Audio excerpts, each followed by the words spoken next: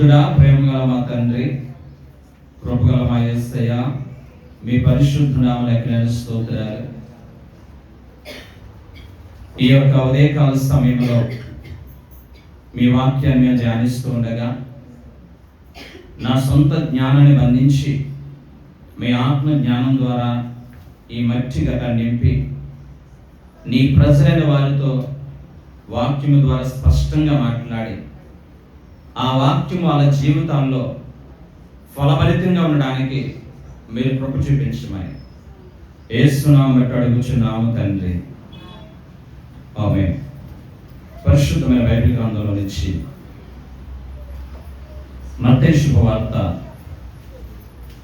15వ అధ్యాయము 28వ వచనాన్ని ఒకసారి చదువుకుందాం. అందుకు యేసు, అమ్మా, నీ విశ్వాసము గొప్పది, నీవు కోరినట్లే నీకు అవునుగాక, దేవుని పుస్తకం అని ఆమెతో చెప్పాను. సందర్భం మీ అందరికీ కూడా తెలుసు. ఈరోజు మన యొక్క వాక్య భాగా టైటిల్ నీవు కోరినట్లు నీకు జరుగునుగాక. దేవుని యొక్క సన్నిధిలో అనేక అంశాల కొరకు మనం ప్రార్థన చేస్తాం. ప్రార్థన చేసిన ప్రతి ప్రార్థనకి దేవుడు జవాబిచ్చేటువంటి విధానాలు మాత్రం 3 రకాలుగా ఉంటాయి. అందులో మొట్టమొదటిది, నీవు ప్రార్థించిన వెంటనే నీ అవసరాన్ని బట్టి, నీ హృదయ అభిలాషను బట్టి దేవుడు సందర్భానుసారంగా వెంటనే జవాబిస్తాడు. కొన్నిసార్లు నేను జవాబిస్తాను కానీ కొంత సమయం అనేది నీవు వేచి ఉండు అంటాడు. మరొక పర్యాయములో నువ్వెంతగా ప్రార్థన చేసినా దేవుడు అది నీకు క్షేమం కాకపోతే అది వద్దు అంటాడు. అయితే ఈ ఉదయకాల సమయంలో దేవుని సన్నిధిలో నీవు కోరుకునేటువంటి ప్రతి కోరిక దేవుని యొక్క మనస్సుని గెలిచేటట్లుగా, దేవుని యొక్క ఆలోచనతో ఏకీభవించేటట్లుగా నీవు ప్రభు సన్నిధిలో నువ్వు కోరేటువంటి కోరిక, లేదా నీవు కలిగి ఉన్న నమ్మిక, నీవు కలిగి ఉన్నటువంటి దేవుని పట్ల విశ్వాసము ఎలాంటిదో దాన్ని బట్టి నీవు కోరినట్లే నీకు అవునుగాక. పరిశుద్ధమైన బైబిల్ గ్రంథంలో నిరీక్షణకి ఆధారం లేకుండా, నిరాశ నిస్పృహలో ఎడారిగా జీవితాలు మారిపోయినటువంటి సందర్భాలలో దేవుని ఆశ్రయించి, దేవుని సన్నిధిలో మోకరించి, దేవుని సన్నిధిలో విశ్వాసంతో ప్రార్థించినప్పుడు వారి జీవితాలలో వారు ఏ విధంగా కోరుకున్నారో ఆ విధంగానే వారి జీవితాల్లో జవాబు సంపాదించుకుని సంతోషంగా తిరిగినటువంటి సందర్భాలు పరిశుద్ధమైన బైబిల్ గ్రంథంలో కోకొల్లలుగా మనకు కనిపిస్తూ ఉంటాయి. అయితే కోరుకోవడం అనేటువంటి మాట గ్రీకు పదములో తేలో అనేటువంటి మాట అంటారు. తేలో అనే అర్థం. దీనికి ఉన్నటువంటి పర్యాయ పదాలు చూద్దాం. అభిలాష, రెండోది అడగడం, మూడోదిగా ఇష్టపడడం, నాలుగోదిగా మనం చూసినట్లయితే మనము ఉద్దేశించినది అని దేవుణ్ణి అడగడం. ఇలాంటివి పర్యాయ పదాలన్నీ కూడా ఈ యొక్క కోరుకోవడంలో దాగి ఉన్నాయి. దేవుని యొక్క సన్నిధికి వచ్చి చక్కని కోరిక కోరి జవాబు సంపాదించుకున్న వాళ్ళు కొంతమందిని ఈ యొక్క ఉదయకాల సమయంలో మీకు జ్ఞాపకం చేస్తాను. హన్న దేవుని యొక్క సన్నిధానానికి వచ్చింది. నిరాశ నిస్పృహ ఉంది, కన్నీటితో ఉంది. తన జీవితంలో గర్భఫలం లేనటువంటి పరిస్థితిని బట్టి అనేక అవమానాల మధ్య నలిగిపోయింది. దేవుని సన్నిధికి వచ్చి ఒక కోరిక కోరింది. దేవా, నాకు గనక మగసిరిగినటువంటి చక్కని కుమారుని ఇస్తే వాడు బ్రతుకు దినములన్నీ కూడా నీ సన్నిధిలో నేను పెంచుతానని చెప్పి ఒక ప్రభు సన్నిధిలో విశ్వాసంతో ఒక కోరిక కోరింది. ఆమె యొక్క కోరికని దేవుడు సఫలీకృతం చేస్తాడు. రెండోదిగా మనం చూసినట్లయితే సొలొమోను గారు, అంటే మనం కోరేటువంటి కోరిక దేవుడు ఖచ్చితంగా అనలైజ్ చేస్తాడు. మనం అడిగేటువంటి ప్రతి దాన్ని కూడా దేవుడు ఖచ్చితంగా పరిశీలిస్తాడు. ఈమె అడిగిన కోరిక, ఇతడు అడిగినటువంటి కోరిక ఇతడు స్వార్థంతో అడుగుతున్నాడా, లేకపోతే ఇతని యొక్క స్వలాభం గురించి అడుగుతున్నాడా, ఇతరులకు కూడా ఉపయోగపడేటట్లుగా ఉందా అనేది కూడా దేవుడు పరిశీలిస్తాడు. దేవుడు సొలొమోను గారు ఒక మందిరాన్ని కట్టించిన తర్వాత దేవుని సన్నిధికి వెళ్ళి సొలొమోను గారు ప్రార్థన చేస్తూ ఉండారు. ఆల్రెడీ ప్రేయర్ చేసినప్పుడు దేవుడు అతనికి ఒక ఎంటీ చెక్ ఇచ్చాడు, ఒక ఖాళీ చెక్ ఇచ్చాడు. నువ్వేం కావాలంటే రాసుకో, నేను ఇస్తాను. నువ్వే కోరికైనా కోరుకో, నేను ఇస్తాను అని చెప్పి దేవుడు సొలొమోను గారికి ఒక చక్కని అవకాశాన్ని ప్రభు ఇచ్చాడు. ఆ అవకాశాన్ని ఇచ్చినప్పుడు సొలొమోను జ్ఞానవంతుడు గనక, దేవుని యొక్క ఉన్నతమైనటువంటి ప్రార్థనాత్మను కలిగి ఉన్న వ్యక్తి కాబట్టి దేవుని సన్నిధికి వచ్చి, ప్రభువా నాకు అది ఇవ్వి, శత్రువు ప్రాణాలు ఇవ్వి, నా రాజ్యాన్ని విస్తరింపచేయి, నాకు ఇది దయచే అది దయచే అని చెప్పి భౌతిక సంబంధమైనటువంటి వాటిని కొరకు కోరలేదు, కానీ ఒకే ఒక కోరిక కోరాడు. దేవా, ఇంతమంది ప్రజలని నువ్వు అప్పగించిన ఇంతమంది ప్రజలకి న్యాయం చేసేటట్లుగా, న్యాయంగా మాట్లాడేటట్లుగా, న్యాయంగా వాళ్ళకి తీర్పు తీర్చినట్లుగా నాకు వివేచన జ్ఞానం దయచేయి, వివేచనతో మాట్లాడడం నాకు సహాయం దాన్ని దయచేయి, జ్ఞానం దయచేయి అని చెప్పి దేవుని దగ్గర ఆ కోరిక కోరాడు. ఆ కోరిక కోరగానే దేవుని యొక్క మనసును గెలుచుకున్నాడు. అరే, నీవు సర్వసాధారణంగా రాజులు దేని కోరతారు? రాజ్యం కావాలంటారు. రాజులు ఏం కోరతారు? నా రాజ్య విస్తరణ కావాలని కోరుకుంటారు, శత్రువు ప్రాణాలు అడుగుతారు.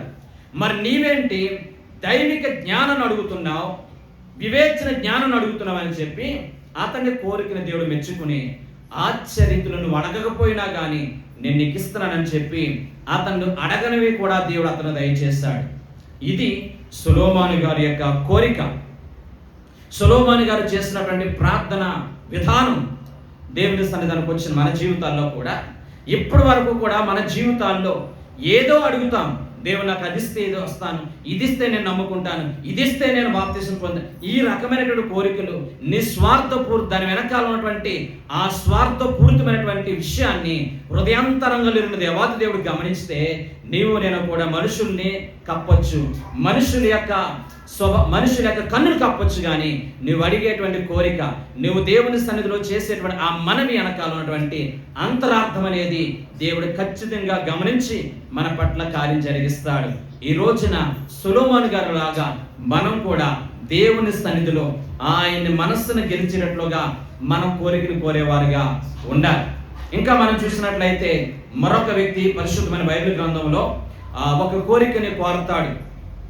భక్తుడైనటువంటి యెహోషువ ఇశ్రాయేలు ప్రజలందరినీ కూడా సమకూర్చిన తర్వాత దేవుడు వారిని ఏ విధముగా హెచ్చరించాడో ఆ విధంగానే ఆ హెచ్చరికను వాళ్ళు జారీ చేయలేని కారణాన్ని బట్టి వారందరూ కూడా దేవుడు భయపడినట్లుగానే, దేవుడు వాళ్ళ గురించి చెప్పినట్లుగానే వారు అందరూ ఎలా మారిపోయారు తెలుసా? మీరు ఈ యొక్క వాగ్దాన దేశం అడుగుపెట్టిన తర్వాత అక్కడికి వెళ్ళగానే సుఖవంతమైన జీవితాన్ని మీరు అనుభవిస్తున్నప్పుడు, మీరు కట్టని ఇళ్లలో మీరు నివాసం చేస్తున్నప్పుడు, మీరు నాటినటువంటి చెట్ల యొక్క ఫలాలు మీరు తింటున్నప్పుడు, మీ జీవితాలు సుఖ సౌఖ్యంగా మారినప్పుడు, బానిసత్వంలో నుంచి దేవాతి దేవుడు పాలు తేనె ప్రవహించే ఉన్నతమైనటువంటి సౌకర్యవంతమైన జీవితం మిమ్మల్ని తీసుకెళ్ళినప్పుడు మీ యొక్క మనస్సు ఎలాంటిదంటే, మీ స్వభావాలు ఎలాంటివంటే దేవుని మర్చిపోయి, దేవునితో మాకు పని లేదు, దేవునితో మాకు ఏ విధమైనటువంటి సంబంధం లేదు అని చెప్పి మీరు ఒకవేళ దేవుని మర్చిపోతారేమో, దేవుని విడిచిపెడతారేమో, మీరు జాగ్రత్తగా ఉండండి, మీరు జాగ్రత్తగా ఉండండి. దేవుడు ఏ హెచ్చరికలు జారీ చేశాడో అలాగే ఇశ్రాయేలు ప్రజలందరూ కూడా నది అద్దరికి వెళ్ళిన తర్వాత వాళ్ళ ఆలోచన మారిపోయినాయి, వాళ్ళ స్వభావాలు మారిపోయినాయి, వాళ్ళ ప్రవర్తన మారిపోయినాయి, వాళ్ళ ఆరాధన పరిస్థితులు మారిపోయినాయి. అలాంటి సందర్భంలో భక్తుడైనటువంటి యెహోషువ తన కుటుంబానంతనే కూడా తీసుకొచ్చి ఇశ్రాయేలు ప్రజలందరూ కూడా వినేటట్లుగా మాట్లాడుతున్నాడు. మీరు నది అద్దర ఉన్నటువంటి ఎవరినైనా కానీ పూజించుకోండి, నేను నా ఇంటి వారిని యెహోవాని స్తుతించాలి, యెహోవాని సేవించాలనేటువంటి ఈ యొక్క కోరిక దేవాతి దేవుడు హృదయాన్ని గెలిచేటట్లుగా ఆ రోజున యెహోషువ అద్భుతమైనటువంటి కోరికని ఇశ్రాయేలు ప్రజలందరి ఎదుట కూడా పెట్టినట్లుగా మనం చూడగలుగుతున్నాం. అలాగే పరిశుద్ధమైన బైబిల్ గ్రంథంలో రూతు కూడా ఏ కోరిక కోరింది? నీ దేవుడే నా దేవుడు, నీ జనమే నా జనం, నీవు మృతి పొందిన చోటనే నేను మృతి పొందుతాను అని ఈ పెద్ద పెద్ద డైలాగులు మాట్లాడుతుంటే ఈ యొక్క రూతు వెనకాల ఏమైనా కానీ ఏమైనా కానీ స్వార్థపూరితమైన ఆలోచనలు ఉన్నాయా అని చూస్తే ఏముంది? నయోమి దగ్గర ఏముంది? ఏమీ లేదు. నయోమి దగ్గర ఏ రకమైనటువంటి ఆశలు లేవు. ఆమె బ్రతకడమే కష్టం. ఆమె జీవితమే ఒక విషాదకరమైన స్థితిలో ఉంది. అలాంటి పరిస్థితుల్లో ఈ యొక్క రూతు కోరిన కోరిక నిస్వార్థమైన కోరిక. రూతు కోరికున్నటువంటి కోరికని దేవుని యొక్క మనస్సుని గెలిచింది. దయచేసి ఈ రోజున మనము దేవుని సన్నిధిలో కోరేటువంటి కోరిక ఎటువంటిది ఒక్కసారి మనమందరము కూడా మనం ఆలోచించాలని, ఆత్మ పరిశీలన చేసుకోవాలని, దయచేసి మానవ జాతి మనమందరము కూడా ఏది చేయాలన్నా కానీ దానివల్ల నాకు ఎంత లాభం ఉంటుంది, దాని వెనక నాకు ఎంత స్వార్థం ఉంటుంది అనేది కూడా దేవుడు పరిశీలిస్తాడు. ఈ రోజు వరకు కూడా నా జీవితంలో ఎంతవరకు కూడా నీవు కోరుకున్నట్లుగా నీ జీవితంలో జరగలేదు. పాత నిబంధన గ్రంథంలో మనం చూసినట్లయితే సారేపాతు తన జీవితంలో ఉన్నతమైనటువంటి ఆశీర్వాదాలు, ఉన్నతమైనటువంటి జీవితాన్ని సంపాదించుకుంది. ఇప్పుడు చదివించుకున్నటువంటి కొత్త నిబంధనలో ఈ యొక్క కానానీ స్త్రీ కూడా ఒక ప్రత్యేక విశ్వాసముతో తనకు అవసరాన్ని సంపాదించుకోగలిగింది. అయితే ఈ యొక్క ఉదయకాల సమయంలో మనము కూడా ఏ విధముగా దేవుని సన్నిధిలో మనం అడిగేటువంటి ప్రతి కోరికకి జవాబు లేదంటే గనక దేవుని యొద్ద నుంచి సహాయం పొందాలంటే మనం ఏం చేయాలో కొన్ని విషయాలని మీకు తెలియజేస్తాను. అందులో భాగంగానే స్వార్థపూరితమైన కోరికలు ఎలా ఉంటాయో ఒకసారి నేను చెప్పనా. స్వార్థపూరితమైన కోరికలు మీరందరూ చాలాసార్లు విన్నారు. లూకా సువార్త 15వ అధ్యాయంలో తప్పిపోయిన కుమారుని గురించి. తప్పిపోయిన కుమారుడు తండ్రి దగ్గరికి వచ్చి, నాయనా నీ ఆస్తిలో సగభాగం నాకు ఇవ్వి, నీ ఆస్తిలో సగం భాగం ఇవ్వని చెప్పి ఆ తండ్రి దగ్గరికి వచ్చే కోరిక కోరుతున్నాడంటే ఆ యొక్క తప్పిపోయిన కొడుకు యొక్క స్వభావం ఆయన అడిగిన దాని వెనక ఏముంది? ఒక రకమైన స్వార్థం ఉంది. నా ఆస్తిని నేను సంపాదించుకోవాలి, నా ఆస్తిని నేను తీసుకుని వెళ్ళిపోయి నేను డబుల్ చేసుకోవాలి, నేను గొప్పగా దీవించబడాలి, నా స్వతహాగా మా నాన్న యొక్క పేరుని ఉపయోగించుకోకుండా నేను డెవలప్ అయ్యి చూపించాలని కొన్ని స్వార్థం. ఆ విధముగా స్వార్థపూర్తి నిర్ణయం తీసుకున్నాడు. అలాగే మనం చూసినట్లయితే అననీయ సప్ఫీరా కూడా దేవుని సన్నిధానంకి వచ్చి వాళ్ళ జీవితాల్లో దేవునికి సహాయం చేస్తున్నట్లుగానే ఉన్నారు, కానీ వాళ్ళ జీవితాల్లో ఒక రకమైన స్వార్థం వాళ్ళు మనసులో పెట్టుకున్నట్లుగా మనం చూడగలుగుతున్నాం. ఇలా చెప్పుకుంటూ పోతే పరిశుద్ధమైన వ్యాప్యం చాలా మంది ఉంటారు. అలాగే మార్కు శుభవార్త 10వ అధ్యాయం 35 నుంచి 45 వరకు ఒక సందర్భం ఉంటుంది. యాకోబు అలాగే యోహాను వీళ్ళిద్దరూ కూడా ప్రభు దగ్గర కోరిక కోరతారు. దేవా నీ రాజ్యములో నేను నా యొక్క తమ్ముడు యాకోబు యోహాను ఇద్దరు కూడా కుడివైపున ఒకడు ఎడవైపున ఒకడు ఉండాలని కోరిక. అది స్వార్థపూరితమైన కోరిక. నీ యొక్క సన్నిధిలో నాకు చోటు ఉంటే చాలు, నీ రాజ్యంలో నాకు చోటు ఉంటే చాలు అన్నట్లుగా కాకుండా నీ ప్రక్కనే అంటే అధికార దాహం. వీళ్ళు అడుగుతున్నటువంటి కోరిక వెనకాల అధికార దాహం ఉంది. నీ కుడి పక్కన ఎడమ పక్కన మేము ఉంటే అందరూ కూడా మమ్మల్ని గూర్చి ఆ పక్కనే కూర్చొని పెట్టుకున్నారంటే వీళ్ళు ప్రత్యేకమైన వాళ్ళు, వీళ్ళు చాలా ప్రాముఖ్యమైన వాళ్ళు ఆయన దృష్టిలో అనేటట్లు అందరూ చెప్పుకోవాలని వీళ్ళు ఏ కోరిక కోరారంటే మా పక్కన ఎడమ పక్కన కుడి పక్కన మేము ఉండాలనుకుంటున్నాం. ఇది స్వార్థపూరితమైనటువంటి కోరిక. దయచేసి ప్రభు సన్నిధానికి వచ్చిన నీవు నేను కూడా అధికార దాహంతో ప్రభుని అడుగుతున్నామా, లేదా నీ పేరు ప్రఖ్యాతల కోసం ప్రభుని కోరిక అడుగుతున్నామా, లేదంటే కనుక నిస్వార్థముగా ఏ రకమైనటువంటి స్వార్థం లేకుండా ప్రభుని కనుక నువ్వు కోరిక అడిగితే దేవుడు ఖచ్చితంగా నువ్వు కోరుకున్నట్లుగా నీ జీవితంలో అయ్యేటట్లుగా ప్రభు చేస్తాడు. ఒక వ్యక్తి తన జీవితంలో కోరికను కోరుకుంటే ఆ కోరిక తన జీవితంలో జరగాలంటే 3-4 విషయాలు చెప్తాను. అందరూ కూడా జాగ్రత్తగా వినడానికి ప్రయత్నించారు.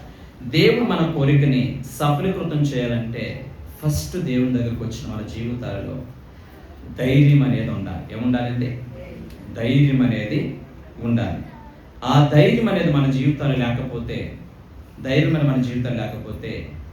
మనము దేవుని యొద్ద నుంచి జవాబును సంపాదించుకోవాలి. మన దేవుని పట్ల కలిగిన విశ్వాసాన్ని కలుషితం చేసేది మనలో ఉన్నటువంటి భయం. దయచేసి మనలో ఉన్న భయము దేవుని పట్ల విశ్వాసాన్ని సడలిపోయేటట్లుగా చేస్తారు. ఈ రోజున నీ జీవితంలో ఎదురయ్యేటువంటి ప్రతి సమస్యను చూసి భయపడుతున్నావు. నీ జీవితంలో ఎదురయ్యేటువంటి ప్రతి సమస్యను చూసి నీవు దేవుని తక్కువ చేస్తున్నావు. అందుకని నీ జీవితంలో నీవు కోరుకున్నట్లుగా నీ జీవితంలో జరగకపోవడానికి ప్రధాన కారణము మనలో ఉన్నట్లు భయమే. దేవుని యొద్దకు వచ్చిన ప్రతి ఒక్కరము కూడా ఒక విషయాన్ని గమనించాలి. ఆయన బట్టి మన యోహాను శుభవార్త 1 యోహాను 5వ అధ్యాయం 14వ వచనంలో ఆయన బట్టి మనం కలిగిన ధైర్యం ఏదనగా ఆయన చిత్తానుసారంగా ఏదడిగినాను ప్రభు మనకు అనుగ్రహించినది. ఎంత లింక్ పెట్టాడో చూద్దాం యోహాను గారు. ఆయన బట్టి మనకు కలిగిన ధైర్యం ఏదనగా ఆయన చిత్తానుసారంగా ఏదడిగినా కానీ ఆయన మన మనవి ఆలకించినదే ధైర్యం. ఏంటి నీ ధైర్యం అంటే, నేను గనక ఆయన చిత్తానుసారంగా ఆయనకి ఇష్టమైన రీతిలో నేను మోకరించి ప్రభు సన్నిధిలో ప్రార్థన చేస్తే నా ప్రార్థన దేవుడు ఆలకిస్తాడన్నమే ధైర్యం. నీతిమంతుల పిల్లలు ధైర్యంగా ఉంటారు. ఈ రోజు మనం అందరం చెప్పుకుంటాం, అడవికి రాజు సింహం అని ఎందుకు రాజు అయిందంటే అది ఆకారాన్ని బట్టి కాదు. అడవిలో దానికంటే ఎక్కువ ఆకారం ఉన్నటువంటి పెద్ద ఆకారం ఉన్నటువంటి జంతువులు ఉంటాయి. కానీ ఇది ఎందుకు అడవికి రాజు అయిందంటే దానిలో ఉన్న ధైర్యం. దేనికి భయపడకుండా ధైర్యంగా ముందుకు వెళ్ళిపోద్ది. కాబట్టి ఆ ధైర్యమే ఆ యొక్క సింహానికి రాజుగా చేయడం చూస్తున్నాం.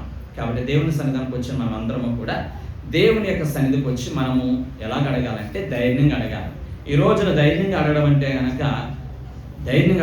కనుక గట్టిగా అడగడం కాదు. ధైర్యంగా అడగడం అంటే నువ్వు ఇస్తావా ఏవా. కొంతమంది అంటారు చూడండి, నేను ప్రభువుని ఏమంటారు ప్రభు సన్నిధిలో పోరాడేహాను, నువ్వు ఇస్తేనే నేను చేస్తాను, నేను ఇది చేస్తేనే నేను చేస్తానని చెప్పి దేవుడి దగ్గర పోరాడేస్తాను, దేవుడు నాకు జవాబిచ్చాడు. ఈ రకమైనటువంటి డైలాగ్ మనం వాడకూడదు. నేను అడిగినట్టు ధైర్యంగా అడిగాను, ప్రభుడు ధైర్యంగా అడిగాను. ఎలా అడిగాను?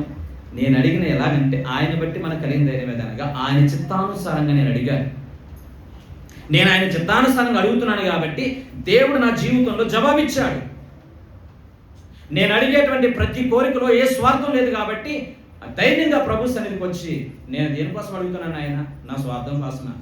నీ పరిచర్య కోసమే కదా నాయన, నేను ఎంజాయ్ చేయడం కాదు కదా, నీ పరిచర్య కదా. నేను అడిగే ప్రతి కోరిక, నేను అడిగేటువంటి ప్రతి సహాయము నా స్వార్థం కోసం కాదు కదా, నీ పరిచర్య కొరకేనా అని చెప్పి దేవుని యొద్దకు వచ్చి ధైర్యంగా ప్రభు పాదాలు పట్టుకుంటే ఖచ్చితంగా దేవుడు మన జీవితంలో జవాబు దయచేస్తాడు. రైట్, మనం చూసినట్లయితే ఒక సందర్భాన్ని మీకు జ్ఞాపకం చేస్తాను. 1 రాజుల గ్రంథం 17వ అధ్యాయం 7 నుంచి 11 వచనాలు మనం చూసినట్లయితే 7 నుంచి 11 వచనాలు ధైర్యం. ఆ సందర్భం అంతా కూడా ఆ సందర్భంలో దాగి ఉన్న ధైర్యాన్ని గురించి మనము నేర్చుకుందాం. ఓకే, ఫస్ట్ ఏలియాను దేవుడు భయంకరమైన కరువు సమయాలలో కెరూతు వాగు దగ్గర పగలు ఉదయం సాయంకాలము రొట్టె మాంసం తీసుకొచ్చి కాపుల ద్వారా దేవుడు పోషించాడు. కొంతకాలం అయిన తర్వాత ఆ కెరూతు వాగులో ఉన్న నీరంతా కూడా అయిపోయింది. కెరూతు వాగులో నీరంతా అయిపోతే దేవుడు నువ్వు సరేపాతు అనే ప్రాంతానికి వెళ్ళన్నాడు. సరేపాతు ప్రాంతానికి వెళ్ళమని చెప్పినప్పుడు సరేపాతు అనే ప్రాంతానికి ఏలియా బయలుదేరితే దేవుడు ఏలియాతో అంటాడనుకున్నాడు, ఇదిగో ఈ ప్రాంతంలో బాగా పేరుగాంచినటువంటి ఒక డబ్బున్న వాళ్ళు ఉన్నారు, ధనవంతులు ఉన్నారు, వాళ్ళింటికి వెళ్ళు అని చెప్తాడు అనుకుంటే దేవుడు ఏం చెప్పాడో తెలిసి ఏలియాతో, నువ్వు ఎదురుగా ఉన్నటువంటి ప్రాంతంలో సరేపాతు అనే ప్రాంతంలో ఒక పేద విధవరాలు ఉంటుంది, ఆమె ఇంటికి వెళ్ళు అని చెప్పాడు. ఇప్పుడు ఏలియాకి ఏముండాలి? ధైర్యం ఉండాలి. ఏలియాకి ధైర్యం అనేది ఉండాలి. ఆ ధైర్యం కనుక ఏలియాలో లేకపోతే సరేపాతు అనేటువంటి విధవరాలింటికి వెళ్ళడు. ఆ సరేపాతు అనేటువంటి స్త్రీ కడు పేద జీవితాన్ని జీవిస్తున్నటువంటి పరిస్థితి. అలాంటి పరిస్థితుల్లో దేవుడు ఆమె యొద్దకు వెళ్ళాడంటే సరేపాతు విధవరాలను బట్టి కాదు, ఏలియాను బట్టి కాదు, వాళ్ళిద్దరూ కూడా గమనించవలసింది మాకు సహాయం చేయవాడు దేవుడే, మాకు కావలసిన సమస్తను సమకూర్చేవాడు దేవుడే, ఆమెని దేవుడు అక్కడ వాడుకున్నాడు అంతే అనేటువంటి భావన ఏలియాకు అలాగే సరేపాతు స్త్రీ కలుగు చేయడానికి మిమ్మల్ని పోషించేది లేదా మిమ్మల్ని నడిపించేది దేవుడే అనేటువంటి భావన కలుగు చేయడానికి, వాళ్ళు ధైర్యాన్ని సమకూర్చడానికి ఏలియాని సారేపాతు అనేటువంటి స్త్రీ ఇంటికి పంపించాడు. ఇందులో ఉన్నటువంటి అంతరార్థం ఒకసారి గమనించాను. దేవుడు కూడా మన జీవితాలలో మనందరూ కూడా ఎక్స్పీరియన్సే. నీకు కష్టం వచ్చినప్పుడు, నీకు బాధ వచ్చినప్పుడు, నీకు ఇబ్బంది వచ్చినప్పుడు నువ్వు అనుకుంటావు వాళ్ళు ఉన్నారు కదా హెల్ప్ చేస్తారు, వాళ్ళు డబ్బు ఉన్న వాళ్ళు కదా హెల్ప్ చేస్తారు, వాళ్ళకి పేరు ప్రఖ్యాతులు ఉన్నాక మనకు హెల్ప్ చేస్తారని చెప్పి నీవు ఎవరి మీద అయితే కనుక మనసు పెట్టుకున్నావో వాళ్ళందరినీ క్యాండిల్ చేస్తారు, వాళ్ళందరూ నేను మర్చిపోతారు. కానీ నీవు ఎవరినైతే కనుక మనసులో కూడా తలుసుకోలేదో, ఇతని ద్వారా మనకు సహాయం వస్తుందా, ఆమె ద్వారా మనకు సహాయం వస్తుంది అని చెప్పి ఎవరిని గూర్చి కనీసం మనసులో కూడా అనుకోలేదో వారి ద్వారా దేవునికి సహాయం పంపిస్తాడు. దాని అర్థం ఏంటంటే దేవుని మీద నువ్వు ధైర్యంగా ఆధారపడు. దేవుడు సహాయం చేసే విధానం మాత్రం నీవు ఊహించలేని రీతిగా ఉంటాయి. నీవు ఏ మాత్రం కూడా ఎక్స్పెక్ట్ చేయనంత విధముగా దేవుడు మనకు సహాయాన్ని కలుగు చేస్తాడు. ఏలియా జీవితంలో అదే చేస్తాడు. ఏలియా నువ్వు ధైర్యంగా వెళ్ళని చెప్పి ఏలియాని పంపిస్తే ఏలియా తన కరువు కాలం అంతా కూడా ఏ విధముగా అతను పోషించబడ్డాడో ఆ విషయాలన్నీ కూడా మనం చూసినట్లయితే నిజంగా ఏలియాకి ధైర్యం ఉంది. రెండవదిగా ఏలియాకి ఒక్కడికే ధైర్యం ఉంటే సరిపోలేదు. రెండవదిగా ఆమె కూడా సారేపాతు స్త్రీ కూడా ఏముందంటే ధైర్యం ఉంది. ఎంత గొప్ప ధైర్యం ఉందంటే ఆమె ఉన్నటువంటి సుగుణాల గురించి మనం చూద్దాం. ఆమె ఎంత గొప్ప ధైర్యం కలిగి ఉందంటే ఏలియా వెళ్ళి అమ్మా నేను త్రాగడానికి కొంచెం నీళ్ళు అన్నాడు. నీళ్ళేముంది, ఇంట్లో ఉన్నవే ఫ్రీగా వచ్చినాయే. ఆ ఇంట్లోకి వెళ్ళి నీరు తీసుకురావడానికి వెళుతున్నటువంటి ఆ సందర్భంలో ఆమె ధైర్యంగా వెళ్తుంది. అదే సమయంలో ఏలియాని ఆ సారేపాతు స్త్రీ అడిగాడు, అమ్మా నీవు కలిగి ఉన్నటువంటి దానిలో నాకు కొంచెం మొదటి అప్పం వేసి నాకు తీసుకురా అన్నాడు. ఆ మాట విన్నప్పుడు ధైర్యం లేకపోతే అసలు ఏం చేస్తాం? పని చేయగలుగుతామా? నిజంగా ఆయన ఎవరో స్ట్రేంజర్, ఆయన ఎవరో ఒక బాటసారి, ఆయన ఎవరో ఈయనకి తెలియదు. నిజంగా మా ఇంటికి ఎప్పుడు వచ్చే పాస్టర్ గారు అనుకుంటే ఈమె కిందో మీదో పడి ఈ ధైర్యం చేసేది. ఆయన ముఖం ఎప్పుడు ఆమె చూడలేదు. సారేపాతు యొక్క ముఖం ఎప్పుడు ఈయన చూడలేదు.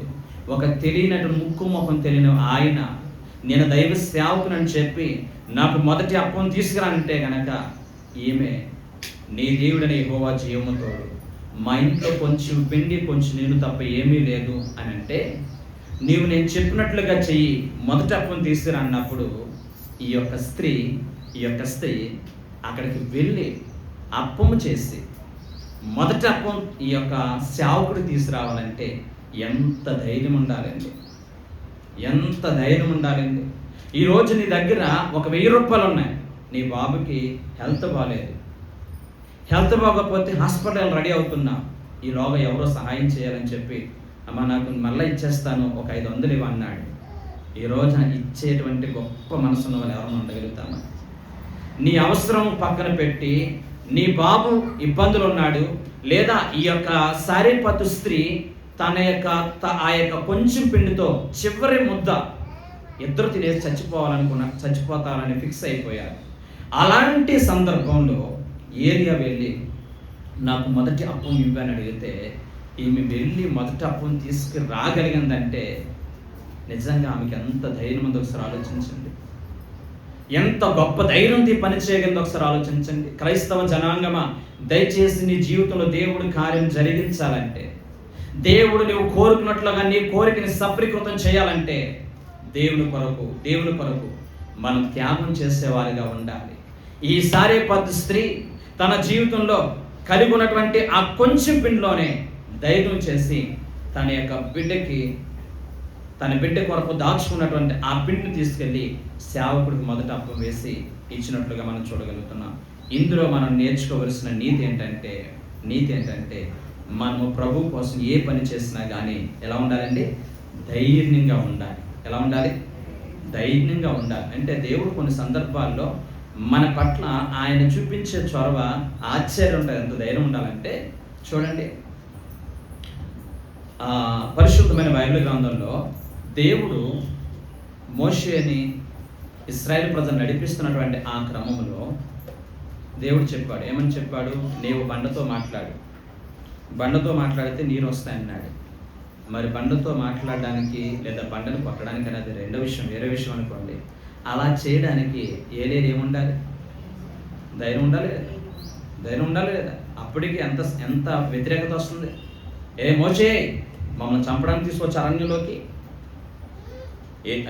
ఐగుప్తుల సమాధులు ఏమైనా తీసుకొచ్చావా అని చెప్పి ఒక రకమైనటువంటి బాధ వేదన మధ్య దేవుడు చెప్పినట్లుగా వెళ్ళి ఆ యొక్క బండతో మాట్లాడమనుకో, లేదా బండను కొట్టడం కానీ ఇదంతా కూడా చేయడానికి ఈ యొక్క మోషే గుండె లోతునున్న దేవుని మీద ప్రతికూల సందర్భంలో ఏముంది? ధైర్యంతో వెళ్ళాడు. అలాగే రెండవదిగా యెహోషువ అని దేవుడు యొర్దానును దాటమన్నది ఎండాకాలంలోనే. ఇప్పుడు మన మధ్యన చెరువుని దాటి అవతలికి వెళ్ళాలని అనుకోండి, ఆ సైడ్ నుంచి ఈ సైడ్ నుంచి ఆ సైడ్కి వెళ్ళిపోతాం, అవునా కదా? అదే కనుక భయంకర వర్షాలు పొంగిపోతుంది, ఎలా వెళ్ళిపోతుంది నీరు. అలాంటి సందర్భంలో అటు వెళ్ళండి అన్నాం అనుకోండి, వెళ్ళగలుగుతామా? ఏముండాలి? ధైర్యం ఉండాలి. ఇశ్రాయేలు ప్రజల్ని యొర్దానును దాటించేటప్పుడు ఏ కాలంలో దాటించాడు? వరదల కాలం. ఏ కాలం అండి? వర్షాకాలం. వర్షాకాలంలో ఆ యొక్క వర్షాకాలంలో ఆ యొక్క యొర్దాను దాటించాడంటే అక్కడున్న సేవకులకు కానీ, యాజకులకు కానీ, యెహోషువ కానీ ఏం చూడాలనుకున్నాడు దేవుడు? ధైర్యం ఉంటేనే నీవు కోరుకున్నట్లుగా ప్రభు చేస్తాడు.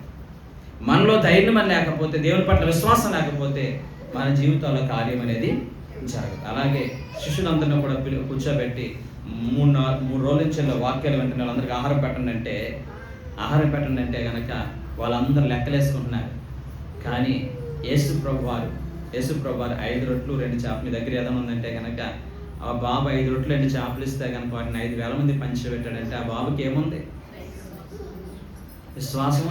రెండోది ఏమో ధైర్యం. అంతేకాదు, ధైర్యం ఇచ్చారు. అమ్మో ఇది చేస్తే నాకు ఆకలి, మా అమ్మ తిరుతాది, లేకపోతే నాకు ఆకలి తీరదు అనుకున్నాడా? ధైర్యం. ఎలాంటి సందర్భాలు ఇచ్చాడో చూడండి. కాబట్టి దేవుడు మన కోరిక ప్రకారంగా మన జీవితంలో మేలు చేయాలంటే ఖచ్చితంగా మనకి ఏముండాలంటే ధైర్యం అనేది ఉండాలి. నిజంగా మనలో ఉన్న విశ్వాసాన్ని ఈ యొక్క సాతాను ఏం పెడతాడో తెలుసా? భయపెడతా ఉంటాడు. అయిపోయింది నీ జీవితం, కొట్టుకుపోతావు, ఇక నువ్వు బ్రతకు, నీ బిడ్డలు బాగుపడరు, నీ భర్త బాగుపడ్డు, నీ జీవితాలు ఇక మంచి రోజులు చూడలేవు, ప్రార్థన అని చెప్పి ఎన్ని రోజులు చర్చికి వెళ్తున్నా నీ జీవితం ఏది కూడా జరగదని చెప్పి సాతాను నీ జీవితంలో భయాన్ని పెడుతున్నప్పుడు ఆ భయాన్ని ఆధారంగా చేసుకుని నీలో నాలో ఎప్పటికే విశ్వాసం అనేది అట్టడుగు స్థాయికి వెళ్ళిపోయింది. దేవుని పట్ల కలిగి ఉన్న ఆ నమ్మకం అనేది నీవు కోల్పోయావు. దేవుడు ఏమి చేయలేనట్లుగా, నీ ప్రార్థన ఆలోచించలేడన్నట్లుగా నువ్వు తక్కువగా ప్రభుని చూసి వేరే మార్గాల ద్వారా నీ సమస్య నుంచి బయటపడాలనేటువంటి ఆలోచన కలిగి ఉన్నావు. దయచేసి ప్రభు నీతో నాతో మాట్లాడుతున్నాడు. దయచేసి దేవుడు మన పట్ల చేసేటువంటి ప్రతి ఆశ్చర్య కార్యాలు కూడా నీవు ఆశ్చర్యపోయేటట్లుగా ప్రభు చేస్తాడు. ఇది జరుగునా అని చెప్పి అనుకున్నటువంటి ప్రతికూల పరిస్థితుల్లో దేవుడు జరిగినట్లుగా చేసి ఆయన నీ పట్ల నా పట్ల గొప్ప కార్యం చేయడానికి ఆయన సమర్థుడు. ఫస్ట్ మన జీవితాల్లో నీవు కోరుకున్నట్లుగా నీ జీవితంలో జరగాలంటే మనకి ప్రభు పట్ల గొప్ప ధైర్యం అనేది ఉండాలి. ప్రభు మీద పూర్తి విలువైనటువంటి ధైర్యాన్ని మనం కలిగి ఉన్నప్పుడు దేవుడిని కోరుకున్నట్లుగా ప్రభు జరిగిస్తాడు. రెండవదిగా మనం చూసినట్లయితే రెండవ మాట 17వ అధ్యాయం, మొదటి రాజుల 17వ అధ్యాయం 10 నుంచి 13 వచనాలు చదవండి.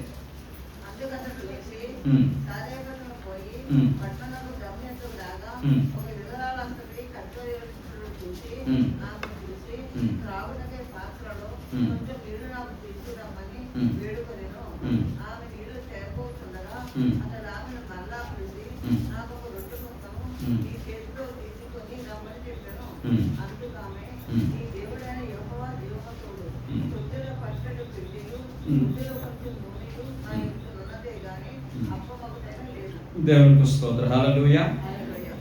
రైట్. ఏలియాకిని అలాగే సారెపాతు స్త్రీకి జరిగిన సంభాషణ ఈ 17వ అధ్యాయం ఉంది కదండి. మీరు జాగ్రత్తగా మనసు పెట్టి చదివితే ఈ సారేపాతు స్త్రీ దగ్గర దేవుడు చూసిన రెండవ క్వాలిటీ ఏంటో తెలుసండి? హానెస్ట్, నిజాయితీ. ఏముందండి? నిజాయితీ.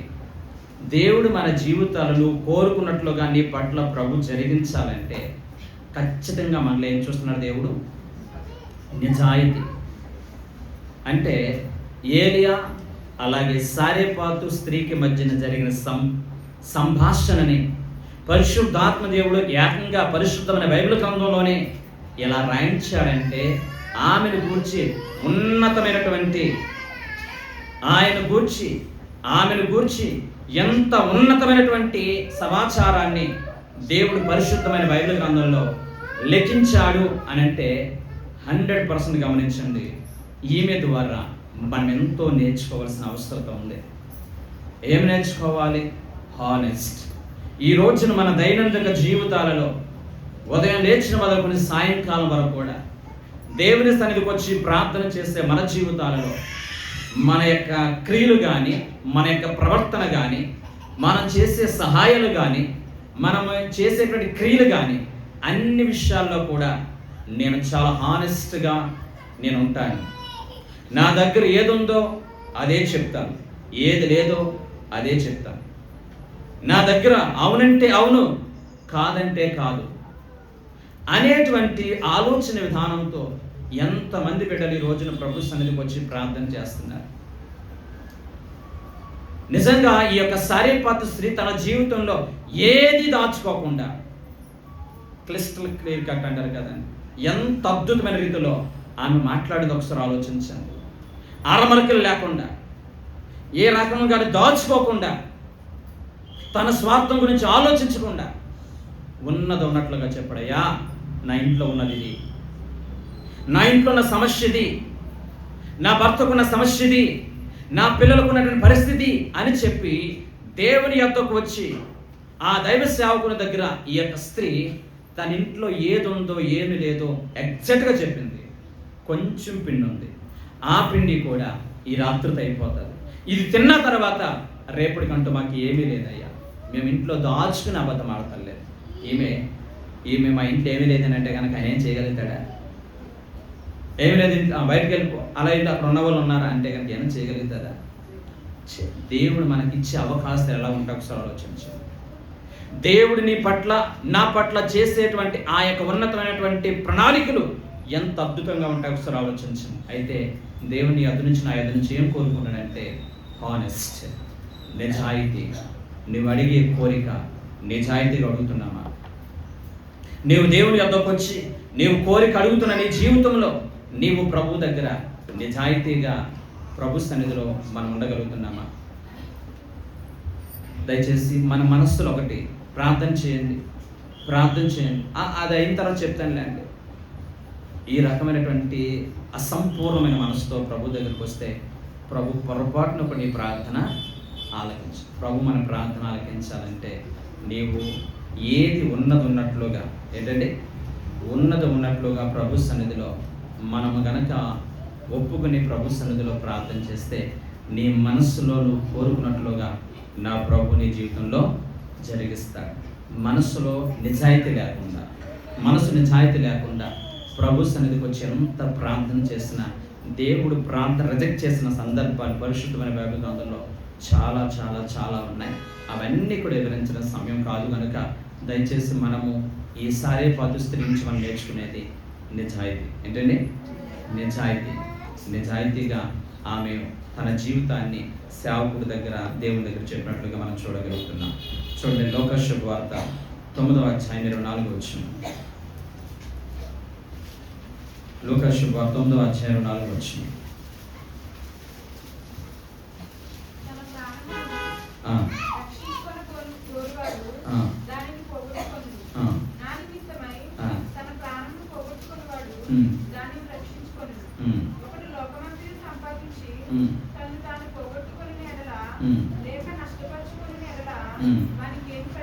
ప్రైజ్ హల్లెలూయా, హల్లెలూయా. రైట్. దయచేసి ఈ యొక్క వాక్య భాగంలో మనం రెండోది మనం నేర్చుకున్నది ఏంటంటే నిజాయితీగా ప్రభు సన్నిధిలో అడగాలి. ఓకే. మూడోదిగా మనం చూసినట్లయితే దేవుడు మన పట్ల కార్యం చేయాలంటే విధేయత అనేది అవసరం. ఈ 17వ అధ్యాయం 13 నుంచి 16 వచనాలు మనం చూసినట్లయితే అక్కడ ఈ యొక్క స్త్రీ విధేయత కలిగింది. ఈ సారెపాతు స్త్రీ ఏం చూపిస్తుందండి? విధేయత. దేవుడు మన ప్రార్థన ఆలకించాలంటే, నువ్వు కోరుకున్నట్లుగా ప్రభు జరిగించాలంటే 3వ క్వాలిటీ మనలో ఉండవలసింది విధేయత. ఏంటంటే విధేయత. మనము ప్రభు దగ్గరికి వచ్చి మనం ప్రభు దగ్గర జవాబు సంపాదించుకోవాలంటే విధేయత అనేది చాలా చాలా ప్రాముఖ్యం. మనము ఎవరిని ఎక్కువగా ఇష్టపడతాం చెప్పండి? గర్విష్ఠులనా? ఎవరిని ఇష్టపడతాం? విధేయత కలిగిన వాళ్ళు. అవునా కదా? స్టూడెంట్ని వాళ్ళు చదివినా చదవకపోయినా సెకండరీ, ఫస్ట్ ఎవరిని ఇష్టపడతాం? మనం విధేయత కలిగిన వారిని మనం ఇష్టపడతాం. దేవుడు కూడా మన యొక్క కోరిక ప్రకారం నీ పట్ల దేవుడు జరిగించాలంటే విధేయత అనేది చాలా ప్రాముఖ్యం. ఈ స్త్రీ ఎంత విధేయత చూపించిందంటే, ఎంత గొప్ప విధేయత చూపించిందంటే, ఈమె వెళ్ళి మొదటి అప్పం తీసుకురా అన్నప్పుడు నేను తీసుకొస్తానన్నదా, కుండ పాలు కొట్టిందా? అమ్మా, తీసుకొస్తానని వెళ్ళి ఆమె మాట్లాడుతున్న మాట, అయ్యా నీ దేవుడిని యెహోవా జీవము తోడు. ఈ మాటలు మాట్లాడుతున్న మాటలు చూస్తే నిజంగా సారేపాతు స్త్రీ ముక్కు మొహం తెలియని వాడి దగ్గర ఎంత దీనత్వంగా మాట్లాడాల్సిన అవసరం ఉందా?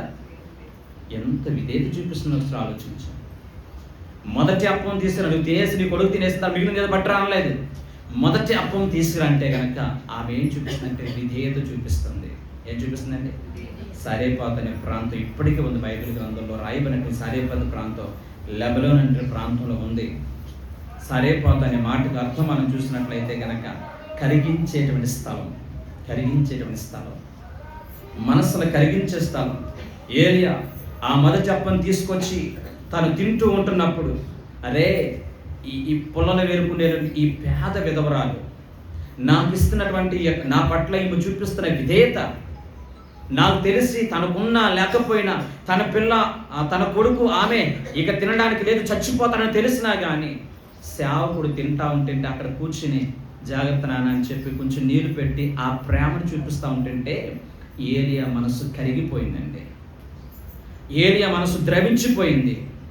ఏలియా ఆమెను గూర్చి ఎక్కువ ప్రార్థన చేయడం మొదలుపెట్టాడు. ఏలియా పట్ల ఆమె చూపించిన విధేయత, దేవుని సేవకుని పట్ల దేవుని మాట ప్రకారంగా ఆమె చూపించిన విధేయతను బట్టి ఈమె కోరుకున్నట్లుగా ఈమె జీవితంలో జరగాలి అని చెప్పి ఈమెకి గొప్ప కార్యం చేయాలి, ఈమె అడిగిన దానికంటే ఊహించిన దానికంటే ఉన్నతమైన కార్యం జరగాలని చెప్పి ఈ ఏలియా నాకు తెలిసి సారేపాతు స్త్రీ గురించి మరి ఎక్కువగా హృదయాంతరంలో వచ్చిన వేదనతో ప్రార్థన చేసి ఉండొచ్చు. అంతే కదండి?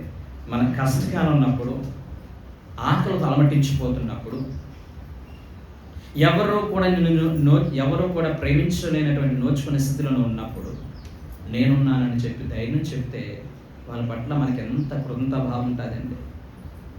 వాళ్ళ పట్ల మనకి ఎంత ప్రేమానురాగాలు ఉప్పొంగిపోతాయండి. అలాగే ఏలియా ఆకలితో వచ్చాడు. ఏలియా నడుచుకుంటూ ఆకలితో వచ్చిన ఏలియాకి నిండు మనసుతో తన దగ్గర లేకపోయినా కానీ కొంచెమే ఉన్నప్పటికీ కూడా మొదటి అప్పం తీసుకొచ్చి ఆ విధంగా వడ్డిస్తూ ఆయన తింటుంటే గనక అలా కూర్చుని చూస్తుందంటే ఏలియా మనస్సు ద్రవించిపోయింది. ఆమె చూపించిన విధేయతకి. దయచేసి దేవుని వద్దకు వచ్చిన ప్రేమ బిడ్డలారా, దేవుడు నీ పట్ల నా పట్ల ఇంకా నీవు కోరుకున్నట్లుగా నీ జీవితంలో ప్రభు జరిగించట్లేదంటే మనకి విధేయత ఇంకా లేదేమో, ఇంకా అవిధేయులుగా ఉంటున్నామేమో, ఇంకా దేవుని బాధ పెట్టేవారు ఉంటున్నామేమో, ఇంకా మన జీవితాలలో అనేక మార్గాలు ఎన్నుకొని దేవుని తక్కువ చేసేవారిగా చూస్తున్నామేమో. దయచేసి దేవుడు నీతో నాతో ప్రభు మాట్లాడుతున్నాడు, విధేయత చూపించాలి. ఎంత గొప్ప మాట నేను ఫస్ట్ చదివించాను కదంటే, అక్కడ కానానీ స్త్రీ అనేటువంటి స్త్రీ యేసు ప్రభు వారి దగ్గరికి వచ్చింది. ఆమె అన్యురాలు. యేసు ప్రభు వారు అందరికీ ప్రభు.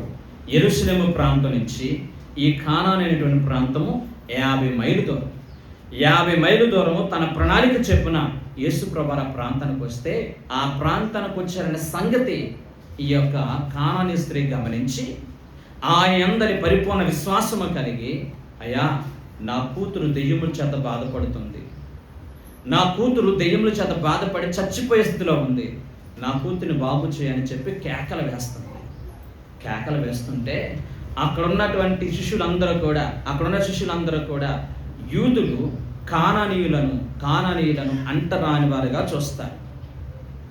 కాబట్టి ఈ కానానీ యొక్క స్త్రీ యొక్క కేకలని వీళ్ళెవరూ పట్టించుకోకుండా నోర్మే, ఆయన చాలా బిజీగా ఉన్నాడు అని చెప్పి ఆమెని ఆపే ప్రయత్నం చేస్తున్నారు.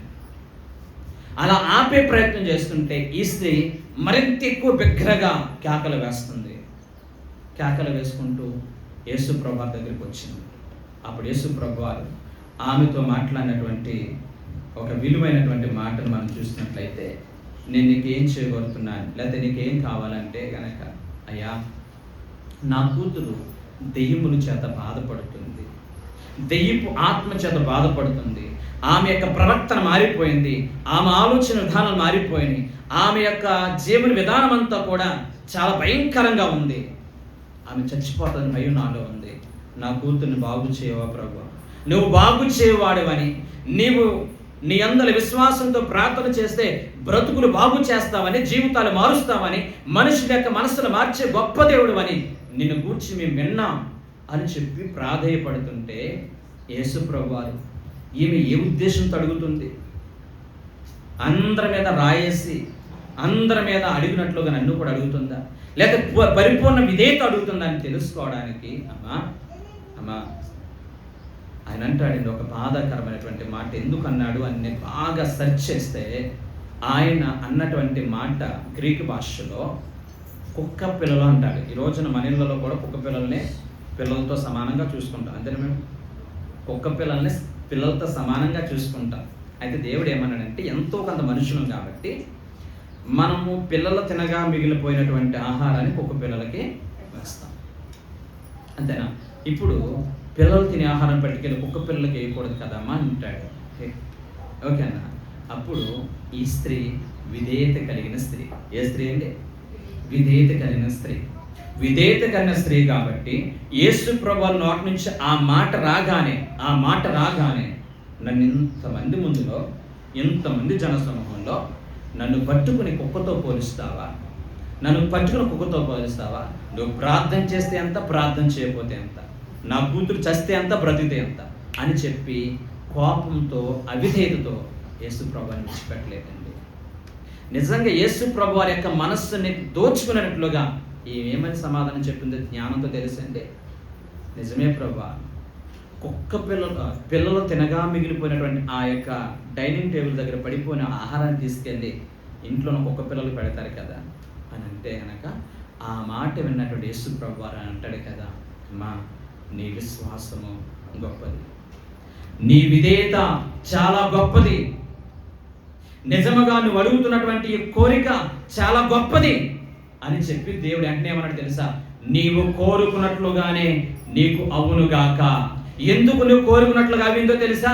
నీవు కలిగి ఉన్న విధేయత, నువ్వు కలిగి ఉన్నటువంటి ఆ యొక్క వినయ మనస్సు, నువ్వు కలిగి ఉన్న ఆ పట్టుదల. ఎవరో వద్దన్నారని చెప్పి, ఎవరో వారించారని చెప్పి, ఎవరో రావద్దు అన్నారని చెప్పేసి మానేలేదు. పట్టు విడవకుండా నా కూతుర్ని బాగు చేయగల ఈయన్ని నేను విడిచిపెట్టకూడదని చెప్పి పట్టు విడవకుండా ఎంతమంది ఎన్ని మాటలు అన్నా, ఎంతమంది ఎన్ని రకాలుగా విచక్షణ చూపించిన ఏది లెక్క చేయకుండా విధేయతతో, పట్టుదలతో, విశ్వాసంతో ఆయన దగ్గరికి వచ్చి ప్రాధేయపడింది. ఆమె కోరుకున్నట్లుగా ఏం కోరుకుందా? ఆమె జీవితంలో ఆస్తులు కోరుకుందా? అంతస్తులు కోరుకుందా? ఏం కోరుకుంది? నా కూతురు బాగుపడితే చాలు నాయన, నా కూతురు మనిషి అయితే చాలు, నా కూతురు మనిషిగా ప్రవర్తిస్తే చాలని ప్రభు దగ్గరికి వచ్చింది. దేవుడు బాగు చేస్తాడు, నీవు కోరుకున్నట్లుగానే నీకు అవునుగా కానీ పంపించాడు. తన కూతురు బాగుపడ్డది. బైబిల్ చరిత్రలో ఆమెకంటూ ఒక ప్రత్యేకమైనటువంటి అధ్యాయాన్ని ప్రభు రాయించాడు. ఈ రోజున దేవుని సన్నిధికి వచ్చిన ప్రేమ పెట్టారా? ఎందరెందరో ఈ రోజు రావాలి, రేపు కార్యం జరిగిపోవాలి. అసలు నువ్వు ఏ ఉద్దేశంతో అడుగుతున్నా? ఒకవేళ నీ జీవితం ఈ యొక్క జవాబు ఇచ్చేస్తే కనుక దేవుని మర్చిపోరండి. అసలు మనము ఎవరికైనా ప్రార్థన చేయడానికి వెళ్ళేటప్పుడు వాళ్ళు వాడే డైలాగ్ మామూలుగా ఉండవు. 2 అడుగులు వేసే అవకాశం ఇస్తే చాలు, మందిరం పట్టుకుని ఆడతానంటారు. ఎవరైనా కనపడతాడా? ఎవరైనా కనిపిస్తారా? ఎన్ని చూడగలిగా నీ సేవా పరిచర్యలో. సో అంది కాబట్టి నీవు అడిగేటువంటి ఉద్దేశం ఎలా ఉంది, నీవు ఎంత ధైర్యం ప్రభు పట్ల కలిగి ఉన్నావు, ఎంత విధేయత అనేది ప్రభు పట్ల. విధేయత అంటే చెప్పండి, చెప్పింది చెప్పినట్లుగా చేయడం, అవునా కాదండి? విధేయత అంటే ఏంటంటే ఎన్ని కష్టాలు వచ్చినా కానీ ప్రభుని విడిచిపెట్టకుండా విధేయత, అవునా కదా? ఆమెకి ఎన్ని కష్టాలు వచ్చినాయి, ఎన్ని అవమానాలు వచ్చినాయి, ఎన్ని భయంకరమైన ప్రతికూల పరిస్థితులు వచ్చినాయి, అవన్నిటిని అధిగమించి, ఆటంకాలన్నీ అధిగమించి ప్రభుని చేరుకుంది, జవాబు సంపాదించు. మనకైతే ఎన్ని ఆటంకాలు. నాకు రావాలని ఉంది కానండి, ఆయన ఒప్పుకోవట్లేదండి, అతను ఒప్పుకోవట్లేదు. నీ జీవితంలో ఖచ్చితంగా నీవు ఇంట్లో ఉన్నటువంటి ప్రతి దెయ్యపు శక్తులు, ఈ కాలంలో దెయ్యాలు ఎవరండి? మనుషులే దెయ్యాలుగా ప్రవర్తిస్తూ ఉంటున్నారు. ఆ బ్రతుకులు మారాలంటే ఖచ్చితంగా విధేయతతో ప్రభు దగ్గరికి వచ్చి జవాబు పొందుకోవడానికి మనం ప్రయత్నించేద్దాం. చివరిగా మనం చూసినట్లయితే కనుక దేవుడు మన పట్ల మనం కోరుకున్నట్లుగా ప్రభు జరిగించాలంటే ఖచ్చితంగా మొదటి రాజుల గ్రంథం 17వ అధ్యాయం 22-23 వచనం చదవండి. యెహోవా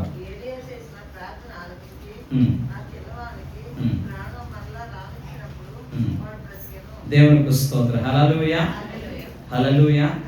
మూడవదిగా దేవుడు మన పట్ల మనం కోరుకున్నట్లుగా ప్రభు జరిగించాలంటే మనకి మీడియేటర్ అనేది అవసరం, మధ్యవర్తి అనేది అవసరం. నిజంగా ఏలియాకి సహాయం చేసినటువంటి యొక్క సారేపాతు యొక్క కుటుంబంలో ఒక కీడు జరిగింది, అంతేనండి? ప్రభు నమ్ముకున్నంత మాత్రాన మన జీవితంలో కీడు జరగదా?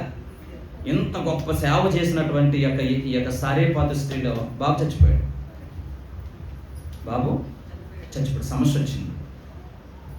ఇప్పుడు ఏం చేయాలి? ప్రార్థన మానేయాలి, అంతేనా? అది చేయలేదు. సమస్య వచ్చినప్పుడు ఆమె ఏమంటా తెలుసా? అయ్యా, నా పాపని ఏమైనా ఎంచావా? నా కొడుకు చనిపోవడానికి కారణం ఏంటి అని చెప్పి ఏలియా దగ్గరికి పరిగెత్తుకుని వచ్చినప్పుడు ఏలియా వచ్చి తన కొడుకు కోసం ప్రార్థన చేస్తాడు. ఆ బాబు చనిపోయినట్టు గదిలోకి వెళ్ళి ప్రార్థన చేస్తాడు.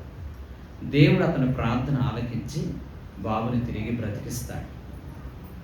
నా కొడుకు బాగుపడాలి, నా కొడుకు బ్రతకాలి అనేటువంటి ఈమెకు కోరిక, ఈమెకు అభిలాష దేవుడు సఫలీకృతం చేయడానికి దేవుడు ఆమె ప్రార్థన ఆలకించాడా?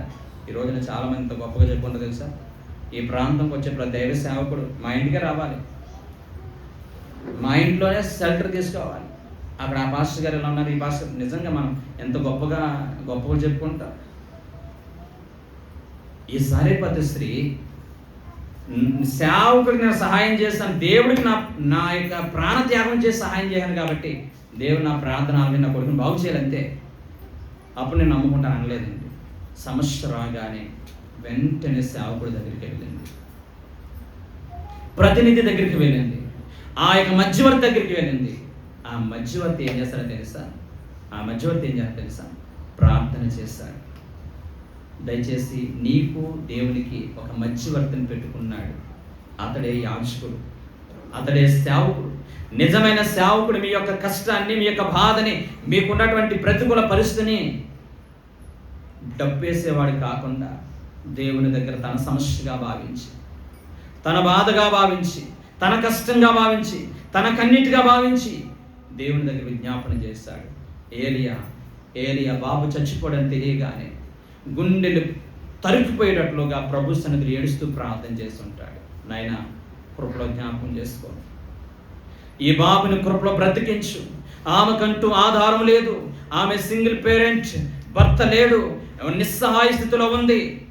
ఈ బాబే చనిపోతే తన గుండె ఆగిపోతుంది. దయచేసి బాగు చేయ ప్రభు అని చెప్పి మధ్యవర్తి అయినటువంటి ఈ యొక్క ఏలియా ఆ బాబు కొరకు ప్రాధేయపడి కన్నీరు విడిచి ప్రార్థన చేశాడు. ఆ ఏలియా చేసినటువంటి కన్నీటి ప్రార్థన దేవుడు ఆలకించి ఆ బాబుని తిరిగి బ్రతికించాడు. అయితే నీ జీవితం, నా జీవితంలో దేవుడు మన కోరిక ప్రకారం, మన హృదయ అభిలాష ప్రకారం దేవుడు కార్యం జరిగించాలంటే ఖచ్చితంగా నీవు నేను కూడా మధ్యవర్తిని నమ్మాలి. మధ్యవర్తి అంటే ఎవడండి? మధ్యవర్తి అంటే ఎంత నమ్మకస్తుడై ఉండాలి, అవునా కాదండి? మధ్యవర్తి అంటే కానీ ఇద్దరికి సమానంగా న్యాయం చేసేవాడు ఉండాలి, అవునా కాదా? దేవుని దగ్గర అలాగే మనుషుల దగ్గర ప్రతినిధిగా ఉండాలి సేవకుడు అంటే. ఎప్పుడు కూడా సేవకుడికి, అందుకనే మీరు అనేక విషయాలు చెప్పకూడని విషయాలన్నీ కూడా మనస్ఫూర్తిగా చెప్తున్నప్పుడు వాటిని మనసులో పెట్టుకుని ప్రార్థన చేయకుండా డబ్బా కొట్టాననుకోండి, నేను నమ్మకస్తుని కాదు, మధ్యవర్తిని కాదు. మధ్యవర్తి ఎప్పుడూ కూడా రెండు పక్షాలు ఒకేలా ఆలోచిస్తాడు. అంతేనండి. మన మధ్యవర్తిని ఎవరు పెట్టుకుంటా గొడవలు వచ్చినప్పుడు? న్యాయం తీర్చేవారిని, యథార్థవంతుల్ని, ఏ ఎండకా గొడుగు పెట్టేవారిని కాకుండా, డబ్బుకి లేదా ప్రలోభాలకు లొంగిపోయేవాడు కాకుండా యథార్థంగా ఉండే వ్యక్తిని మనకి ప్రతినిధులుగా పెట్టుకుంటాం, లేదా మనకి మధ్యవర్తులుగా పెట్టుకుంటే ఏదైనా సమస్య వచ్చినప్పుడు. అలాగే ప్రభు సన్నిధానికి వచ్చిన మనం కూడా ఈ యొక్క సేవకుని, ఈ సారేపాతు స్త్రీ మధ్యవర్తిగా సమస్య రాగానే దేవుని నిందించిందా? సమస్య రాగానే పాస్టర్ గారిని తిట్టిందా? సమస్య రాగానే దేవుణ్ణి దూషించిందా? నేరుగా సేవకుని దగ్గరకు వచ్చింది. నా ఇంట్లో నా సమస్య ఇది, నా బాబు చచ్చిపోయాడు, ఆడ చచ్చిపోవడానికి ఒకవేళ నా పాపం కారణమా, ఇంకెంత తగ్గించుంటుందో చూడండి, నా పాపని ఎంచొద్దు అని చెప్పి ఆ విధంగా ప్రాధేయపడితే దేవుడు ఆమె యొక్క కన్నీటిని జ్ఞాపకం చేసుకుని బాబుని తిరిగి బ్రతికించాడు. ప్రైజ్ ది లార్డ్, హల్లెలూయా. ఈ యొక్క సారేపాతు స్త్రీలో దేవుడు చేసిన అద్భుతమైనటువంటి కార్యాలు, దేవుడు ఆశ్చర్యరీతిలో ఆమె పట్ల చూపించిన ఉన్నతమైన కార్యం, రెండు ఉన్నతమైన ఘట్టాలను జీవితంలో జరిగింది. మొదటిది, ఇక లాస్ట్ అప్పం తిని చచ్చిపోదామనుకునే సందర్భంలో కరువు కాలం అంతా పోషించడానికి దేవుడు ఆమెకి ప్రతినిధిగా పంపించిన వ్యక్తి సేవకుడు. అంతేనండి. రెండోదిగా మనం చూసినట్లయితే బాబు చచ్చిపోయాడు. బాబు చనిపోయినప్పుడు తన ఆధారం కోల్పోయింది, నిస్సహాయ స్థితిలో ఉంది. ఆ నిస్సహాయ స్థితిలో ఉన్నటువంటి యొక్క సారేపాతు రెండో సందర్భంలో తన కుటుంబంలో ఉన్నటువంటి సమస్యకు పరిష్కారం పొందుకుంది మధ్యవర్తి ద్వారా. అంతేనండి. అంటే తన జీవితంలో ఊహించిన గొప్ప కార్యాలు జరిగిన రెండు సందర్భాలు కూడా మధ్యవర్తిగా ఉన్నది ఎవరు? ఏది. అంతే సేవకుడే కదండి. దేవుడు స్వయంగా వచ్చిన కుమార్తె, నీతో ఎవరితో సంబంధం లేదు, నేను నిన్ను పోషించేస్తాను, నీ యొక్క తొట్టులో ఉన్నటువంటి పిండి అయిపోదు, నూనె అయిపోదని దేవుడు స్వయంగా చెప్పాడా? సేవకుని పంపించాడు. అలాగే కొడుకు చనిపోతే కనుక దేవుడు నేనే నీ ప్రార్థన ఆలకిస్తానని అన్నాడు. దేవుడు మధ్యవర్తిని దేవుడు వాడుకున్నాడు.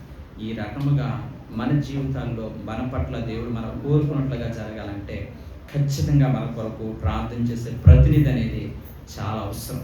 ఈ రోజున చాలామంది విశ్వాసులు సేవకునితో సత్సంబంధం అనేది కలిగి ఉండకుండా, సేవకునితో సరైనటువంటి సఖ్యత అనేది కాపాడుకోకుండా, ఈ రోజున మన విశ్వాస జీవితంలో దేవుడు చెప్పినట్టు నీవు కోరుకున్నట్లుగా నీ జీవితంలో జరగడం అనేది కొన్ని సందర్భాల్లో సాధ్యం కాదు. కనుక మనమందరము కూడా ఏదో ఒక సంఘానికి, ఏదో ఒక సేవకునికి మనమందరము కూడా మనం ప్రతినిధిగా పెట్టుకుని దేవుని రాజ్యానికి వారసులు అవడానికి దేవుడు కృప చూపించాలని మనమందరం కూడా ప్రార్థన. ఎందుకంటే దేవుడు ఏ సందర్భంలో మనం చూసినా కానీ ప్రతినిధిని ఖచ్చితంగా వాడుకున్నాడు.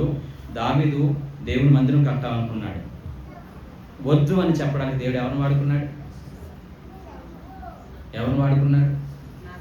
ప్రవక్తను పంపించాడు లేదా? ప్రవక్తను పంపించి వద్దని చెప్పి, ఆయన అభిలాష మంచిదే కానీ వద్దని చెప్పన్నాడు. కానీ దేవుడు స్వయంగానే దావీదు నువ్వు కట్టవద్దునని అన్నాడా? అంటే ఒక ప్రతినిధిని దేవుడు మన హృదయ అభిలాషని దేవుడు సఫలీకృతం చేయాలన్నా లేదా వద్దని చెప్పాలన్నా సేవకుడిని, అంటే మధ్యవర్తిని దేవుడు వాడుకుంటాడు. వాక్యం ద్వారా కావచ్చు, కౌన్సిలింగ్ ప్రేయర్లో కావచ్చు, ఇంటి దగ్గరకు వచ్చినప్పుడు కావచ్చు, ఏ సందర్భంలో అయినా కానీ దేవుడు నీవు కోరుకున్నట్లుగా నీ జీవితంలో జరిగించాలంటే ఖచ్చితంగా మనకు ప్రతినిధి అనేది చాలా అవసరం. కాబట్టి 3 అంశాలను జ్ఞాపకం చేసుకున్నాం. మొదటిది, ధైర్యంగా ప్రభుని అడిగితే దేవుడు కార్యం జరిగిస్తాడు. రెండవదిగా, హానెస్ట్గా నిజాయితీగా అడిగితే ప్రభు మనం కోరుకున్నట్లుగా చేస్తాడు. మూడవదిగా మనం చూసిన విధేయతతో ప్రభుని అడిగితే ప్రభు మన పట్ల కార్యం జరిగిస్తాడు. నాలుగవదిగా మనం చూసినట్లయితే దేవుడు మన పట్ల మనం కోరుకున్నట్లుగా ప్రభు జరిగించాలంటే నీకు నాకు ఒక దైవ సేవకుడు ప్రతినిధిగా ఉండాలి. ఆ విధముగా దేవుడు మనకు సహాయం చేయాలని మనందరం కూడా ప్రార్థన చేసుకుందాం. దేవుడి మాట ద్వారా అందరినీ కూడా దీవించును కాక. ప్రార్థన చేసుకుందాం. మమ్మల్ని మిక్కులుగా ప్రేమించిన మా ప్రియ పరలోకపు తండ్రి, ఈ ఉదయకాల సమయంలో అనేక అంశాలు మాకు తెలియజేస్తారు. విన్న వాక్యాన్ని మా హృదయమైన ఫలం మీద రాసుకోవడానికి మీరు కృప చూపించి మేము కోరుకున్నట్లుగా మా జీవితంలో జరగాలంటే మేము ఏం చేయాలో స్పష్టంగా మాకు తెలియజేస్తాం. అయ్యా, మేము ఆ విధంగా మా జీవితాలు సరి చేసుకుని నేను ఇచ్చిన రాజ్యానికి వారసులు ఎప్పుడో ఉన్నాయి. ఈ శబ్దాంతరం అందరైతే వాక్యం వింటున్నారు, వారిని కూడా ఈ వాక్యం ద్వారా ఆలోచింపజేసి వాళ్ళ హృదయంలో కోరుకున్నట్లుగా జరగాలంటే ఈ అంశాలను వాళ్ళ హృదయంలో పెట్టుకోవడానికి కావాల్సిన కృప దయచేయమని యేసు నామమున అడుగుచున్నాం తండ్రి.